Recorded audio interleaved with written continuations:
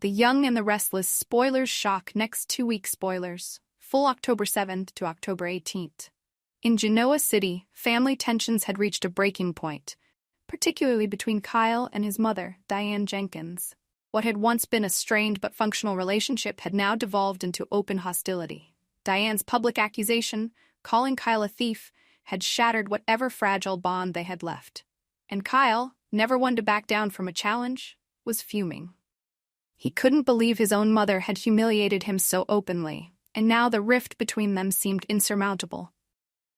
Diane, however, wasn't one to give up on her son so easily, no matter how bad things got. Kyle's behavior, his arrogance, his sense of entitlement, and now this latest accusation of theft had pushed her to her limit. But beneath her anger, Diane was heartbroken. She had always wanted the best for Kyle, to guide him toward being a better man, but he had become someone she barely recognized. Could she really just walk away? Could she really cut him out of her life? As Diane pondered these questions, her heart ached. She had fought so hard to be part of Kyle's life, to earn his trust and love, but now it felt like all her efforts had been in vain. Yet, even in her fury, she knew one thing for sure. She couldn't give up on him. No matter how much he pushed her away, she would always be his mother. But would Kyle ever come to realize that?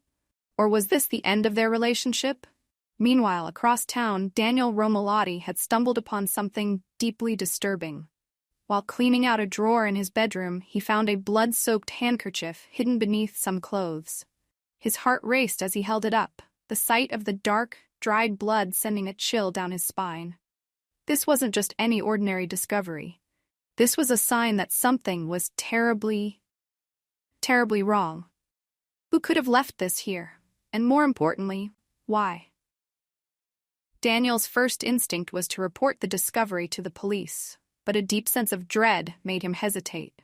He knew that if the police came to his home, they would turn it upside down, searching for more evidence. And what if they found something worse? What if this handkerchief was just the beginning? He couldn't shake the feeling that someone was trying to frame him, that this was part of some larger plan to ruin his life. But who would want to do that? And why? Without warning, Daniel's worst fears were realized. The police arrived at his door. Warrant in hand, they tore through his home, searching every room, every nook and cranny. His protests fell on deaf ears as they uncovered more damning evidence. A phone belonging to Heather, hidden under his bed, along with several personal items that clearly didn't belong to him. Daniel's stomach churned with nausea as the police turned to him, their faces hard and unforgiving. "Daniel Romolotti," one of the officers said, his voice cold. "You're under arrest for the murder of Heather Stevens." The world around Daniel seemed to tilt, his vision blurring as the weight of the accusation settled on him like a suffocating blanket. Murder? Heather, his wife, his love? He couldn't believe what was happening. The very idea that he had hurt her, let alone killed her, was absurd. But the evidence was too strong, too perfectly placed. Someone was framing him, and they were doing it masterfully. As Daniel was handcuffed and led out of his house, the neighbors looked on, whispering in shock and disgust. He felt his heart shatter as the police car drove away, knowing that his life was about to become a nightmare.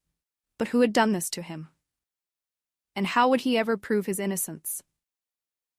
Back at the Newman Ranch, another storm was brewing, this one involving Chelsea Lawson and Adam Newman.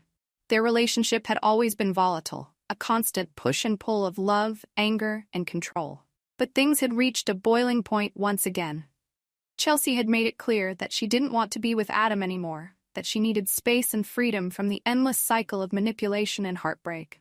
But Adam, as always, wasn't ready to let her go.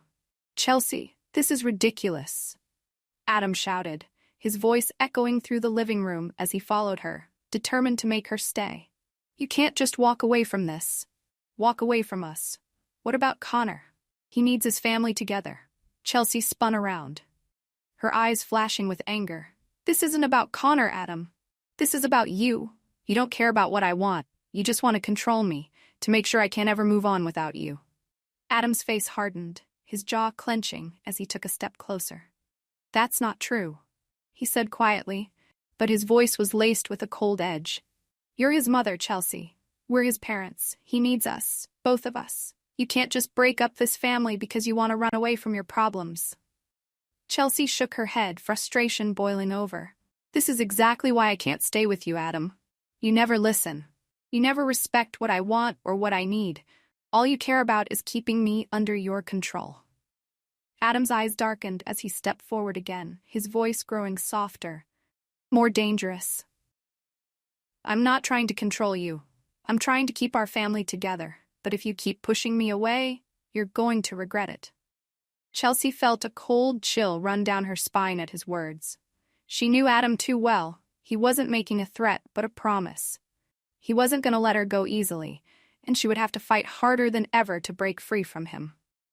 But could she really escape the grip of a man like Adam Newman, especially when Connor was involved? As she stormed out of the room, slamming the door behind her, Chelsea felt a mix of anger and fear swirling in her chest. She had to find a way to protect herself and Connor from Adam's relentless need for control. But she wasn't sure how much more she could take before Adam's grip on her life became too tight to escape. And in the shadows of Genoa City, unseen by all, the wheels of manipulation and vengeance continued to turn. Daniel was behind bars, Kyle was at odds with his own mother, and Chelsea was fighting for her independence. The threads of betrayal, love, and revenge had woven together to create a web that none of them could escape.